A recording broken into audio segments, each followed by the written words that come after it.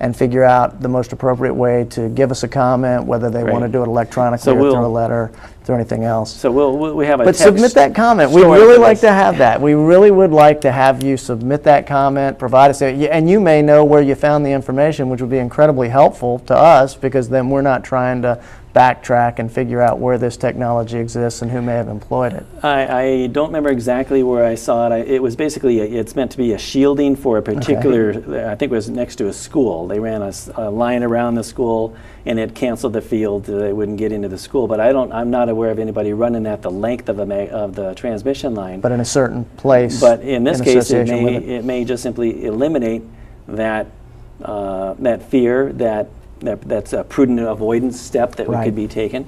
And we'll publish the 800 number and the website here, so people are welcome to go in there and stay tuned in. So you've got another, when you said the draft, the release of this environmental impact statement is going to be when? It's scheduled for the end of this year. Okay. So we're doing everything we can to meet that date. It's a very challenging date, but we're doing everything we can to And when that gets released, then what? Is there a period of time, a window of time that's limited where people can respond to that? Yep, there'll be 60 or more days where there'll be an official comment period where people can review it and provide comments to us, and we're tasked with responding to all those comments. And so you try to answer every question? We answer every question, and the way we do that sometimes is combine like questions or like subject matter, and either point to the document where that is answered, or if it isn't answered, we go out and do additional work and then answer that in the final EIS. So if people are concerned about this being in their area, or they're concerned about their neighbors, then now is the time to give input. Now is the time to give you guys feedback, so that that can be considered when it comes to selecting the line. Absolutely. Which is going to be built somewhere. Possibly. And remember, there is a no-build option, and a lot of people will just look at us at meetings and say, there's no no-build option. But there is. You know, things change all the time. But at this point, and we've been telling people since fall 2009, at this point, the information we've collected suggests that we're probably going to need to build a line here by the time we finish this process, and ultimately most likely will. But if we find a way, and one of the things we didn't mention is the fact that we're actually going through what we call a non-wires assessment right now to determine if there are measures that we could use in lieu of a line. A group out of San Francisco called E3 did an original assessment of potential measures that could be used in that regard. They said some of these things are pretty costly and may not actually be the technical fixes that you could use, but they're actually going through and doing a full-scale evaluation of these measures they've identified right now that we expect to have by this fall, to know whether or not there are other measures that could be used that won't require us to build a line. And that's something we do anytime there's a reliability element to a project that we're considering. But yeah, again, we wouldn't have brought this to the public's attention in October 2009 if there wasn't a demonstrated electrical need for it. So the idea, you already have some connection, you must have some lines between those 2 points now, right? Yes. Is one of the options that is on the table just simply beefing up those lines that have an extra carriers, so they're maxed out? No. Yeah, there's a lower voltage system that serves local substations. The 500 kV, the highest voltage we transmit at, is the backbone of the system. That's to move the large blocks of energy from one area to another, not to serve individual utility substations like the lower voltage is. So that system needs to remain in place. Yeah, and the types of things they're considered, there's some small-scale efficiency and demand response things you can do, but the bulk of what they're really looking at in this evaluation of non-wires is moving around generation sources. And typically when you're constrained on one part of your network, you'll lower a generator in one geographic area and kick up another one so that the energy is traveling along different paths. Sure. Now, one of the things they've suggested, and one of the things they actually said in the original assessment was, now this could possibly involve generators south of the Portland area and potentially into California.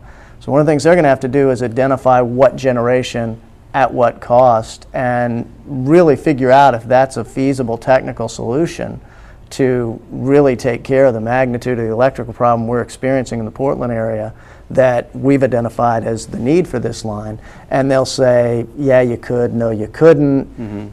We would suggest X, but they're really looking at the feasibility of that. But there's not a whole lot of generation south of Portland that you can turn up to feed the area from the south, as opposed of going north, the generation going north to south, the electricity traveling north to south, which is what's currently happening. So they're looking at it right now, but they said in the original assessment, we don't know how much is out there, but it's a potential solution. We're going to have to take a look at it. Sure, and I expect you've got some very large generator sources. You've got these huge dams on the Columbia River that are generating large sums, and you got some distributed sources which are these wind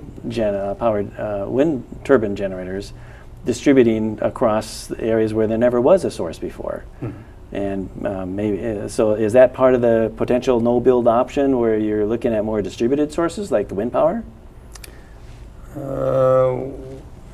No? No, I think they're talking about, when you're talking about that, you're talking about different consumption mechanisms. But by and large, the biggest portion of the non-wires, it's my understanding that the assessment identified was kind of that moving around the generation, redispatching generation, if you will, from one point to another to feed the area from a different area to relieve congestion on the network, which is what the other line would do. But if they can't actually figure out how to make that work, we would then have to, they actually said in that assessment, BPA would definitely have to have the line on its original schedule if all of these potential solutions don't work. And that's actually on the website. People can actually find that original assessment on the website we discussed, and I'd encourage them to take a look. Well, as a consumer of electricity and one whose livelihood depends on electricity, I hope that you can find an equitable way to actually strengthen our country, strengthen our infrastructure, be able to build a backbone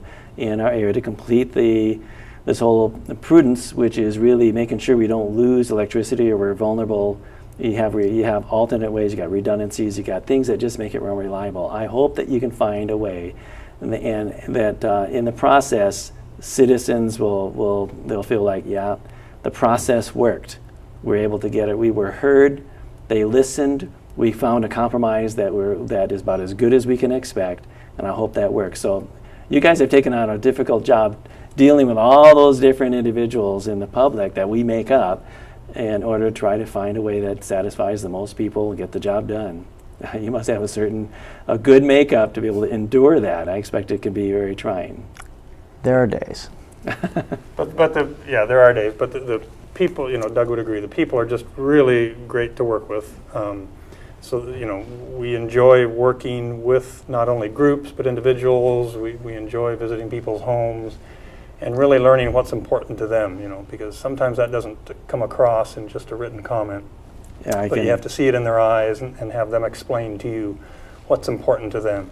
So that's something that really will come to play later on also when we get to a preferred alternative. Then we're just going to get really serious and really listen to each individual homeowner or landowner, whether it be public or private, along the route that we pick as preferred, because we're going to do everything we can to move things around and minimize impacts for them.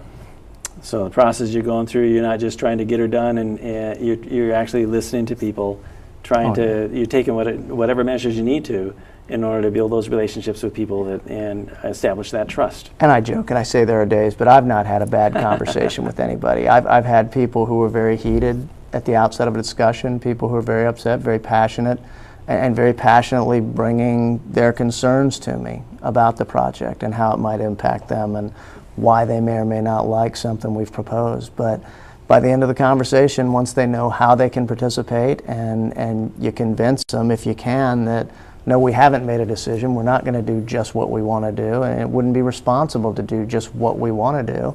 Because quite frankly, we don't know what we're going to do. Mark's got some very smart people looking at a whole lot of dynamics between Castle Rock and Troutdale right now, trying to figure out what the best thing to do is. You gain their trust, and if you talk to them and will listen to them, they understand you're just another person trying to do a job and trying to do what's best for them and ultimately best for the region.